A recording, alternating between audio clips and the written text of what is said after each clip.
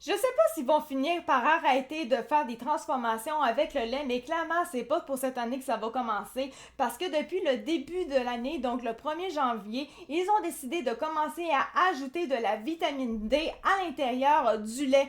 Donc évidemment, la vitamine D en soi, il y en a qui le pensent, mais elle ne vient pas réellement en elle-même de la vache.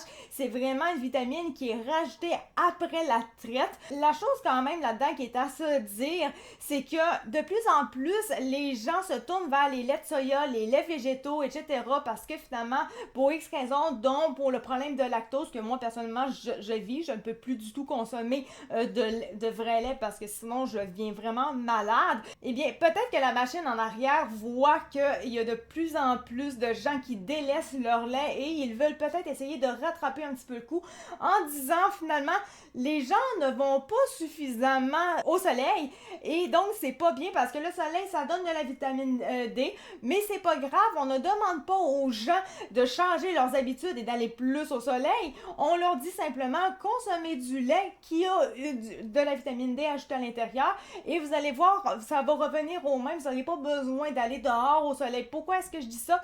Premièrement, c'est écrit par le soleil, mais c'est également exactement ce qui est écrit dans l'article en soi.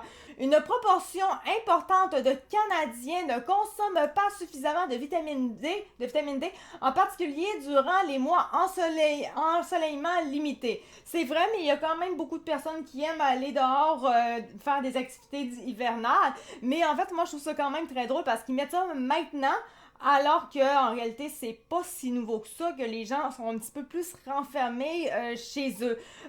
Moi, je trouve qu'en fait, ça coïncide quand même drôlement avec le fait qu'on sait qu'ils perdent de plus en plus de clients de vente par rapport à avant, où est-ce qu'avant, les gens consommaient vraiment beaucoup de lait et puis maintenant, ils délaissent le lait pour les autres types de lait. Donc, est-ce que c'est en fait une façon d'essayer de remousser un petit peu leur vente? Personnellement, je le pense. Bref. En renforçant l'enrichissement obligatoire du lait, donc en obligeant que le lait soit enrichi de vitamine D obligatoirement, la réglementation ne se limite pas à corriger une carence nutritionnelle. Elle positionne clairement un secteur agroalimentaire comme une partie de la solution et non comme un simple objet de contrôle ou de reproche. Mais encore faut-il comprendre ce que signifie concrètement enrichir le lait. Donc, comme je vous ai dit au début de la vidéo, en fait, c'est quand même important de le savoir parce que ça a l'air que, dans ce cas, selon le soleil, ça a l'air qu'il y a beaucoup de personnes qui pensent que la vitamine D vient directement avec la vache quand on la traite. Il y a de la vitamine D à l'intérieur du lait, mais non, en fait, c'est vraiment une vitamine qui est rajoutée. Quand tu la traites, il n'y a pas de vitamine D. C'est une fois que c'est terminé la traite, et bien là, ils en rajoutent. Ça, c'est très important de le savoir. Ils disent que, et ça c'est l'industrie évidemment qui le dit, que sur le plan chimique et biologique, il n'y a aucune différence entre la vitamine D qui est rajoutée versus la vitamine D que nous-mêmes, que l'humain en soi, le corps humain va créer. Ce que personnellement, moi je doute fortement parce que quelque part, à moins d'avoir été chercher un échantillon de sang et d'avoir seulement pris la vitamine D et de l'avoir multiplié pour être capable d'en mettre partout dans toutes les pintes de lait possibles, eh bien, techniquement, c'est que tu le crées en laboratoire, donc il peut être semblable, mais ce n'est pas la même chose à 100%. C'est impossible, mais c'est très semblable. J'en suis persuadée de ça. Ça dit, sur le plan réglementaire, il s'agit d'une intervention technologique assumée et encadrée comparable à l'enrichissement de la farine en acide folique ou du sel en iode. On ne transforme pas le lait, on corrige une limite structurelle de l'alimentation nordique. Et là, moi, je trouve que c'est important. Là, on va sur les mots. On ne transforme pas le lait, on corrige. Moindrement que tu corriges quelque chose en science, tu le transformes. Ça va de soi. Tu le transformes, tu l'as corrigé. Il n'est plus identique à avant. Tu l'as corrigé d'une certaine façon, donc il est changé, donc transformé.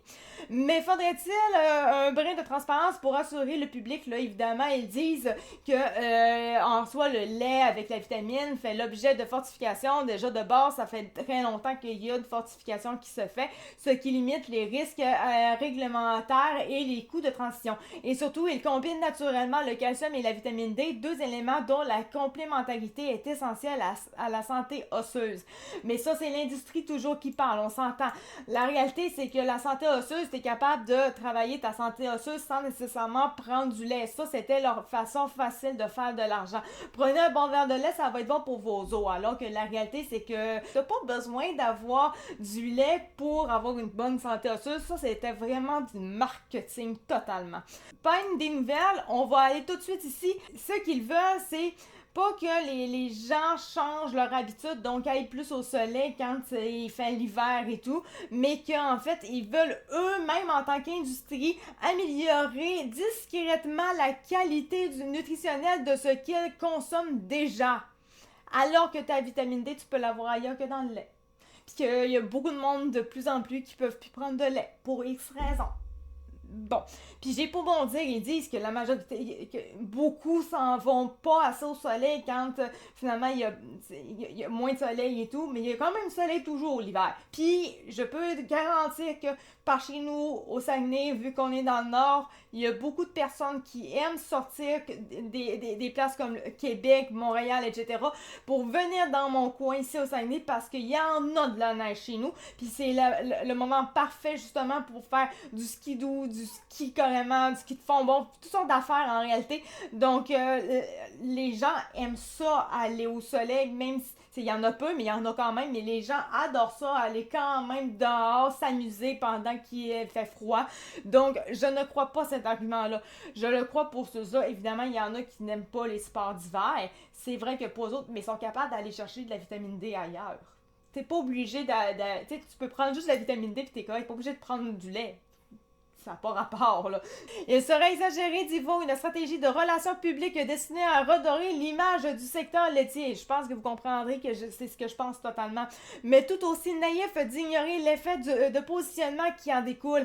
En choisissant le lait comme vecteur, l'État reconnaît implicitement que certains segments de l'agroalimentaire peuvent contribuer activement aux objectifs de santé publique lorsqu'ils sont encadrés de manière rigoureuse. Le lait enrichi en vitamine D ne réglera pas à lui seul les enjeux complexes de l'alimentation moderne, mais elle rappelle une chose essentielle. Toutes les solutions ne passent pas par la restriction ou la culpabilisation.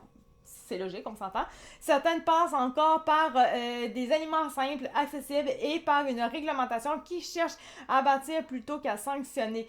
Moi, j'ai toujours pour mon dire, je suis pas mal certaine qu'ils se sont mis à dire c'est pour aider les gens qui vont pas trop au soleil quand c'est l'hiver, pour essayer un petit peu revoir des clients parce qu'ils sont en train d'en perdre. Et quelle est la meilleure façon marketing de façon en disant c'est mieux pour votre santé parce que regardez, ça sera pas juste pour aider vos os, ça va en plus vous aider à avoir de la vitamine D, vous en manquez parce que vous n'allez pas au soleil. C'est plus ça la réalité, je pense. Mais est-ce que ça va fonctionner? On verra bien, mais ça changera quand même pas que les gens qui ont des problèmes en tant que tels comme moi avec le lactose en soi, et même si tu mettras toute la vitamine D, c'est whatever du monde entier dans ton lait, je serais pas plus capable de le prendre ton lait. Je vais être malade pareil, ça changera absolument rien. Là. Fait que les gens comme moi, de plus en plus, vont quand même continuer d'aller ailleurs, ça changera rien.